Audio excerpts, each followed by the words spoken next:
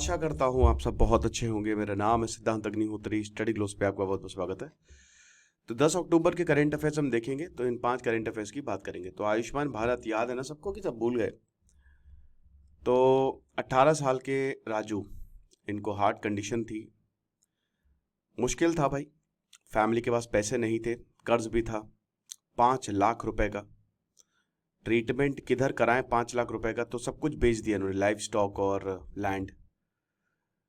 तो उसके बाद फिर जो प्रधानमंत्री जन आरोग्य योजना, अब आयुष्मान भारत के तहत इनकी लाइफ सेविंग सर्जरी हुई 2022 में। तो लगभग 1,83,000 की कॉस्ट इनकी कवर हो गई। 2 महीने बाद राजू को डिस्चार्ज किया गया। तो स्कीम ने राजू की लाइफ बचा ली। अब सबसे बड़ी बात यह है कि यहां पे आयुष्मान भारत बेसिकली एक मोदी केयर इसको कहा गया। जैसे ओबामा केयर था, वैसे मोदी केयर। सारे भारतीयों को इंश्योरेंस के अंदर लाने की कोशिश थी। हेल्थ इंश्योरेंस किसी का होता नहीं है, 90% भारतीयों का हेल्थ इंश्योरेंस नहीं होता, करवा लीजिए। तो गरीब का गरीब होना गुनाह नहीं है, वो तो उससे निकल सकता है, लेकिन अगर वो बीमार पड़ गया तो उसकी सारी सेविंग्स जो है वो चली जाती है। तो सबसे पहली बात आपको पता है कि इसमें फ्री हेल्थ केयर कवरेज मिलती है 5 लाख रुपए तक। आयुष्मान में तो जरूर आप एनरोल करवाएं। लगभग 7.5 crore 7.8 crore hospital admissions authorised हैं पिछले 6 सालों में। तो सबसे बड़ी बात वही कि गरीब जो है यहाँ पे ट्रीटमेंट करवा पा रहा है। आप भी अपना कार्ड बनवा लीजिए, कोई दिक्कत नहीं है। और अभी तो आशा और आंगनवाड़ी वर्कर्स को भी आयुष्मान भारत के तहत इंश्योर किया गया, जो कि 70 साल से ऊपर है। पूरे पैन इंडिया नेटवर्क है, 29,000 हॉस्पिटल, मतलब सारे हॉस्पिटल इसमें कवर्ड है। 57% एडमिशन प्राइवेट हॉस्पिटल्स में हुए और बाकी तो हुए ही है। तो स्कीम पेपरलेस है, कैशलेस है, बस ऐप डाउनलोड करनी है, आप आयुष्मान भारत में एनरोल करिए, काम हो जाएगा आपका। फ्लेक्सिबिलिटी बहुत बढ़िया है। तो ये कमाल की बात है। और इसमें हेल्थ एंड वेलनेस सेंटर, जिनको आरोग्य मंदिर बोला जा रहा है, यहां से आपको मदद मिलती है। फ्री कंसल्टेशन, मेडिसिन, डायग्नोस्टिक, ये सब आपको मिल सकता है। पब्लिक हॉस्पिटल्स के इंफ्रास्ट्रक्चर में इंप्रूवमेंट देखने को मिला है। रीइंबर्समेंट होता है, पैसे आपको वापस मिल जाते हैं, स्पेशली टियर 2 टियर 3 सिटी में। अब विकसित भारत अगर हमको बनाना है तो इसमें जन आरोग्य योजना बहुत इंपॉर्टेंट रोल प्ले करेगा। तो भाई 1 साल हो गया, 7 अक्टूबर को वॉर शुरू हुआ।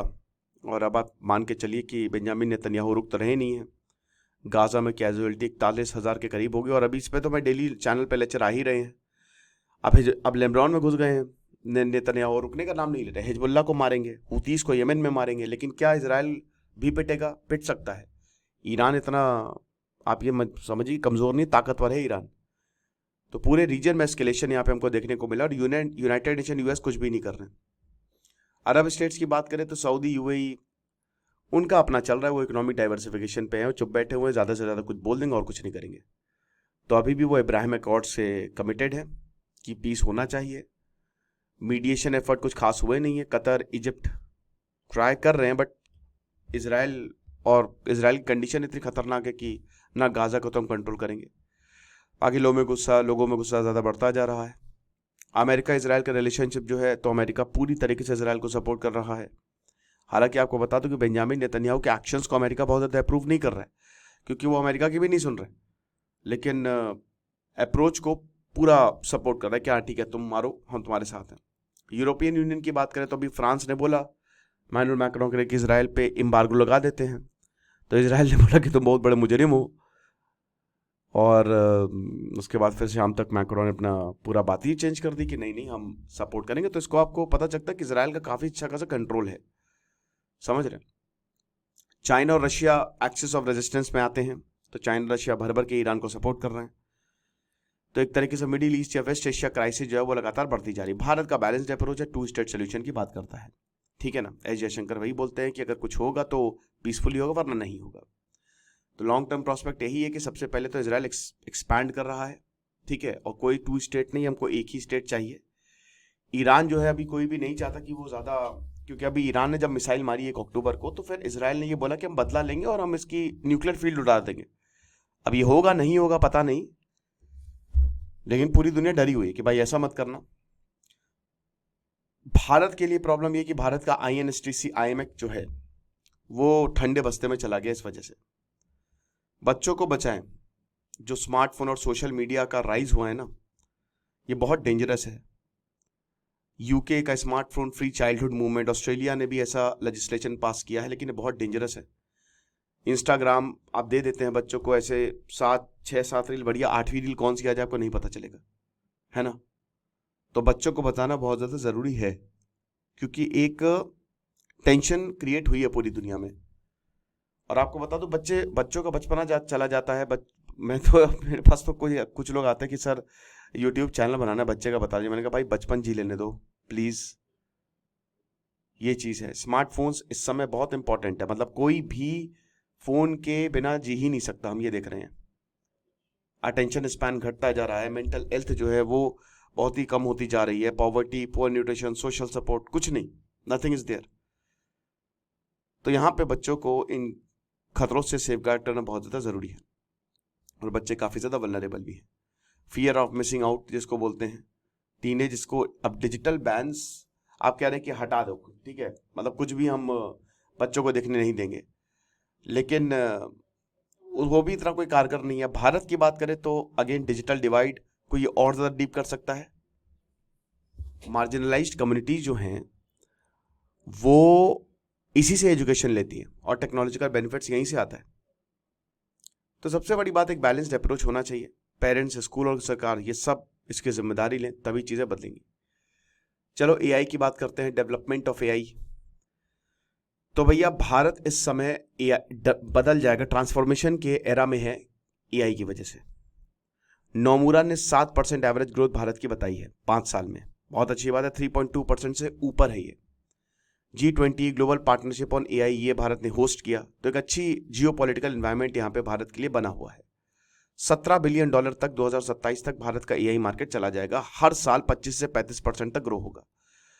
तो बहुत अच्छी बात है, नए नए स्टार्टअप्स आएंगे, कंपनीज आएंगी, सरकार के इनिशिएटिव्स आएंगे जो इसको बल देगी। और अगला जो रेवोल्यूशन है वो एआई और मशीन लैंग्वेज ही होने वाला है। तो लगभग 10,372 करोड़ जो हैं वो एआई इंडिया एआई मिशन के लिए यहाँ पे लगाए हैं। बहुत बढ़िया बात है। तो एक तरीके से भारत की इंडस्ट्री ट्रूली रेवोल्यूशनाइज हो जाएगी। कुछ सेक्टर ऐसे हैं जिसमें एआई बहुत ही कमाल का काम कर देगा, ऑपरेशन बहुत बढ़िया हो जाएंगे। जाहिर सी बात है नौकरियां जाएंगी, लेकिन ऑटोमेशन, फोरकास्टिंग, लॉजिस्टिक्स सेक्टर के लिए बहुत बढ़िया काम करेगा, राइट। जैसे पेंडो एआई है, उसने सप्लाई चेन मैनेजमेंट को बहुत बढ़िया तरीके से रेवोल्यूशनाइज कर दिया। 500 कंपनीज ने इसमें इंटीग्रेट हुए, सारा डेटा इसमें डाला और अब सब कुछ एआई से होता है।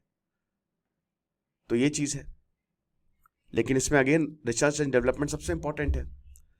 तो 20% दुनिया का डेटा जनरेट करती है, लेकिन भारत में अभी सिर्फ 2% डेटा सेंटर है। तो अभी पूरी तरीके से हमने एआई की कैपेसिटी को यूज़ नहीं किया है। सरकार यही कह रही है कि 10,000 जीपीयूज के तहत हम 10,000 जीपीयू जो है वो हम प्रोक्योर करेंगे। और आपको पता है कि भारत अमेरिका से सेमीकंडक्टर के लिए भी एग्रीमेंट साइन कर किया है। तो national semiconductor mission $10 billion investment जो है वो डेफिनेटली बहुत कुछ इंक्रीज करने वाला है। तो इंफ्रास्ट्रक्चर भी बदलेगा और टैलेंट डेवलपमेंट भी होगा, ठीक है। भारत में भी एआई हायरिंग 16.8% तक बढ़ी है। फ्यूचर स्किल्स प्राइम और भी बहुत सारे जो सरकार और इंडस्ट्री के बीच में एग्रीमेंट हुए हैं, उससे भी एआई को फर्दर बूस्ट मिला है, ठीक है। आखिरी, वाइल्ड एस कंजर्वेशन बहुत ही इंपॉर्टेंट है भाई। गुजरात में लगभग 6,672 वाइल्ड एसेस हैं। 26.14% इंक्रीज हमको देखने को मिला है। 6,082 2020 से लेकर अभी 7,672, तो बहुत अच्छी बात है। ये होते हैं वाइल्ड एस, गधे की ही एक प्रजाति है, बेसिकली एंडेंजर्ड स्पीशीज हैं IUCN के तहत, ठीक है। North west India, Pakistan, central Asia में मिला करते थे, लेकिन अब ये ज़्यादा जगह मिलते नहीं है, रन ऑफ कच्छ में मिल जाएंगे।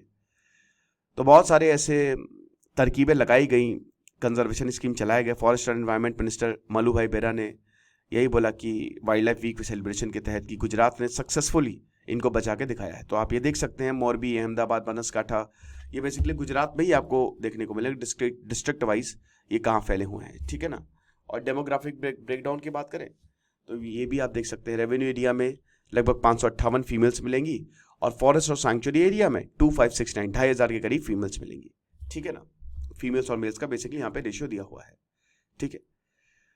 तो 1976 से सिर्फ 720 थे गुजरात में और अभी ये 7,500 में पहुंच गए। तो गुजरात में बहुत ज़्यादा साथ ही साथ सर्वे ने एशियन एंटेलोप 2,734 है, वाइल्ड बोर्स 915 हैं। इंडियन हेयर्स 222 है, इंडियन गजल्स 214, इंडियन जयकाल्स 153 है। अच्छी बात है। ये लेक्चर था करेंट अफेयर्स 10 अक्टूबर के। Thank you so much.